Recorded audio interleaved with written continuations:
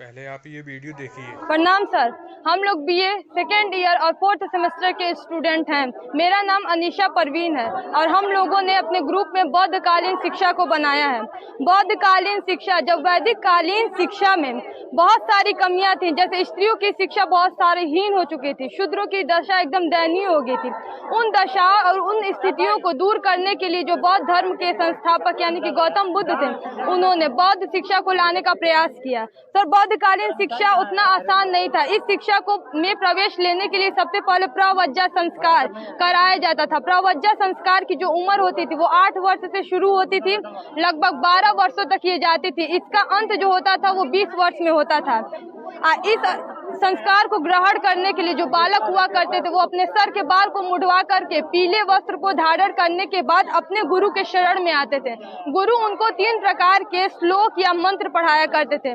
मंत्र है बुद्धम शरणम गच्छामि, धम्मम शरणम गच्छामि, संघम शरणम गच्छामि।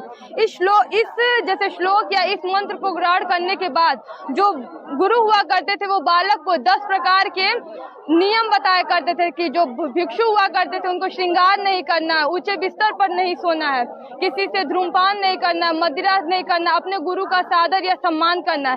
सेकंड में बाद उपसंपदा संस्कार दिया जाता था, जिसमें से जो भिक्षुक हुआ करते थे वो एक गांव में जाते थे, वहां पे जाकर के उस गांव के बारे में सारा नॉलेज इकट्ठा करते थे। फिर जब वो अपने मठ में आते थे तो उनसे प्रश्न पूछा जाता था और जब वो प्रश्न का जवाब अच्छे तरीके से दे पाते थे तब उनका पता चलता था कि ये उपसंपदा संस्कार को अच्छे से ग्रहण करता है। सेकेंड पोजीशन है सर मेरा नालंदा यूनिवर्सिटी, जो कभी भारत का गौरव हुआ करती थी, लेकिन आज देखा जाए तो धीरे धीरे ये विलुप्ति के कगार पर है। नालंदा विश्वविद्यालय जो कभी हमारे भारत देश को दूसरे देशों के जो छात्र हुआ करते थे वो कभी उसका आकर्षण का केंद्र था, यहाँ पर पढ़ने आते थे, लेकिन आज इसको लोग भूल गए। नालंदा विश्वविद्यालय में बहुत सारे स्टूडेंट पढ़े थे, जैसे चीनी यात्री वेन सांग का आपने नाम सुना होगा, इत सिंह, वो भी नालंदा यूनिवर्सिटी के ही स्टूडेंट हुआ करते थे। बौद्धकालीन शिक्षा में बहुत ऐसी यूनिवर्सिटी थी जिसका नाम आज नहीं लिया जा रहा। फॉर एग्जाम्पल के थ्रू तक ये नालंदा हुआ, विक्रमशिला हुआ, अमरावती हुआ, वो अदोनपुरी हुआ, बौद्धकालीन से आज की शिक्षा से देखा जाए तो ऐसी बहुत सी चीजें जो हम लोग डायरेक्टली बौद्धकालीन शिक्षा से ही लिए हैं, जैसे एंट्रेंस एग्जाम की पद्धति बौद्ध शिक्षा की ही देन है।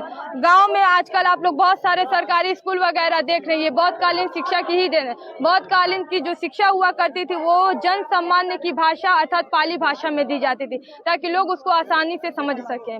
बौद्धकालीन के बहुत सारे सर दोष भी हैं, जैसे में देखा जाए तो इसमें सैन्य शक्ति का अभाव था। शायद यही रीजन रहा होगा कि बौद्धकालीन जो शिक्षा थी उसका पतन हो गया, मुगलों ने इसके ऊपर आक्रमण करके मध्यकालीन शिक्षा को ला दिया। इसमें स्त्री शिक्षा को बहुत ज्यादा हीनता से दिखाया गया, क्योंकि उस समय जो उच्च वर्ग की स्त्रियां हुआ करती थी केवल वही इस मठ में या इस विहार में प्रवेश करती थी और वही शिक्षा लेती थी, और कोई इसमें शिक्षा ग्रहण नहीं कर पाता था।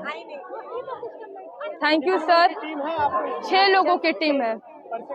मेरा नाम अनीशा परवीन है, ये मेरी दोस्त रेणु प्रजापति है, ये शिवानी चौरसिया है, ये दीपमाला है, ये श्वेता है, ये नेहा वर्मा है।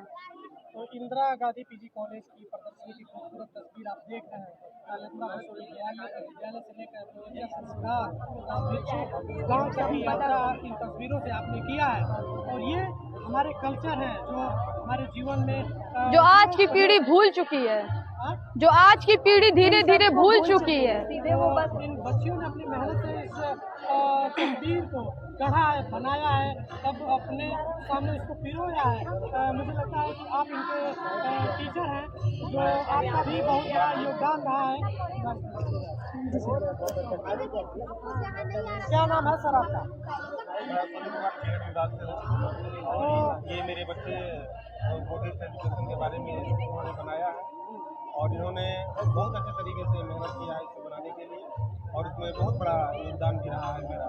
लगभग कितना वक्त लगा है सर? इसको बनाने में लगभग लगता है कि 1 सप्ताह लगे हैं इसको बनाने में, और ये जो भी बच्चे बनाए हैं सब एक अपने हाथों से ही बनाए हैं, कोई इसमें से खरीदारी की नहीं गई है, बाकी जो खरीद करके हाथों से इन्होंने बनाया है, इसका प्रमाण आपके सामने से दिख रहा है।